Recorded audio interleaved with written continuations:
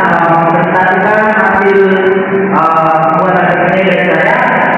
Sebelum itu perkenalkan nama saya yang Hermanto Tupai. Saya akan menjelaskan tentang konsep-konsep kepemimpinan. Mari kita masuk beberapa bagiannya. Yang pertama, kita mulai memahami tentang pengertian kepemimpinan. Dari tulisan kita ini bahwa kepemimpinan adalah kegiatan atau seni dalam mengenali orang lain. Seni yang artinya dalam memerintah, memotivasi atau memberi pengaruh dan dorongan kerjasama agar kita semua dapat mencapai sebuah tujuan bersama dalam baik dalam komunitas, organisasi ataupun lembaga atau institusi lainnya.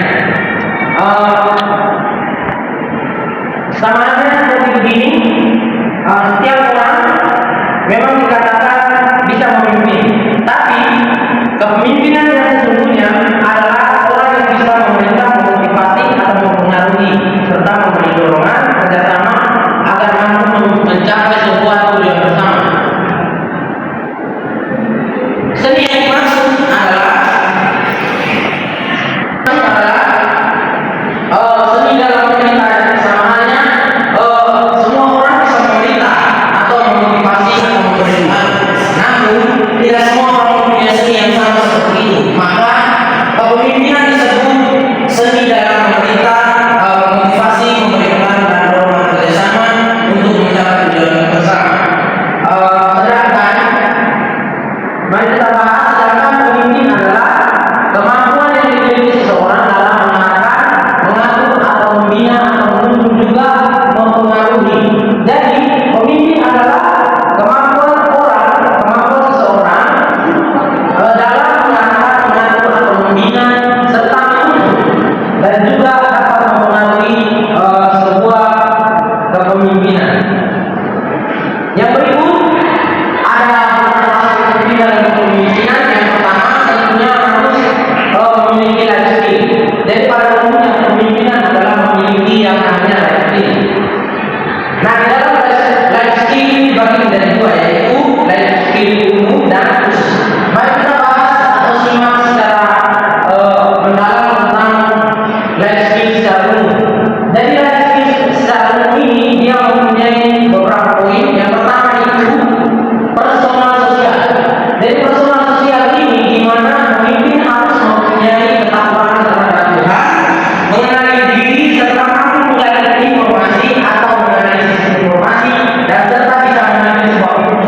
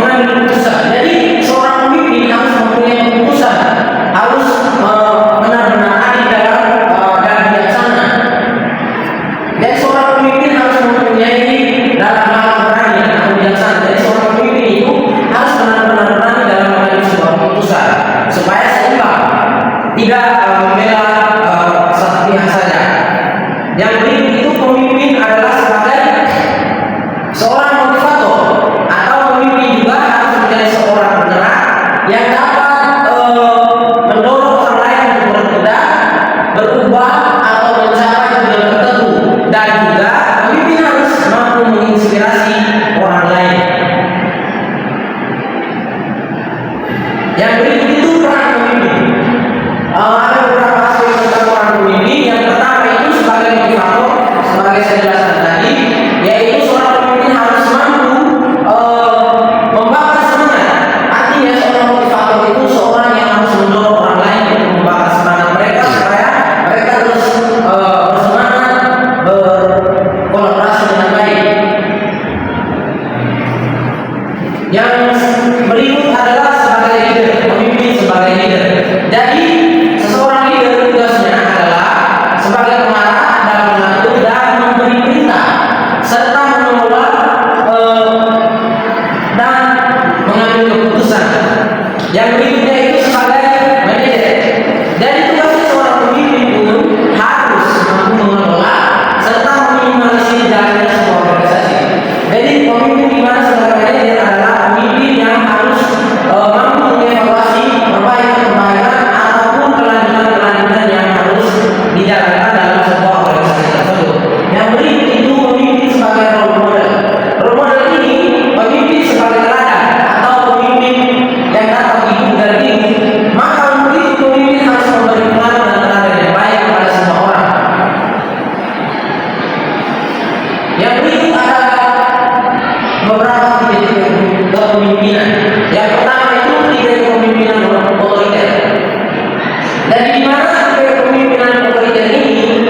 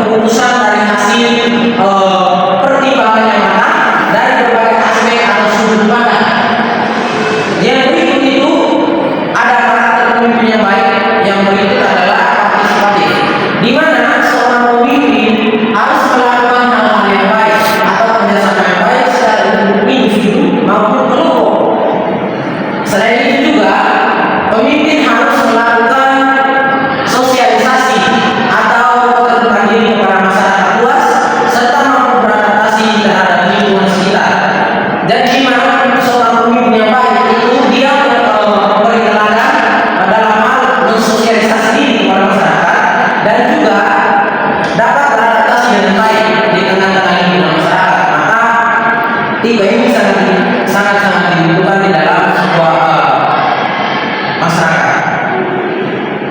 Yang berikut itu ada tujuan kepemimpinan.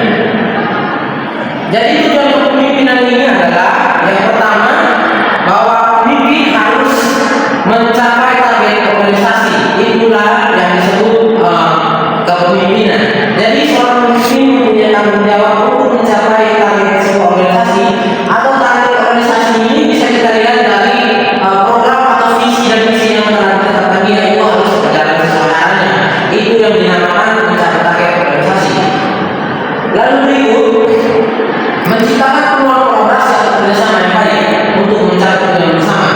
Seorang pemimpin harus menciptakan peluang kolaborasi atau kerjasama supaya dapat membantu atau membekali hal-hal yang baik untuk membantu serta mencapai tujuan-tujuan yang ada dalam sebuah organisasi tersebut.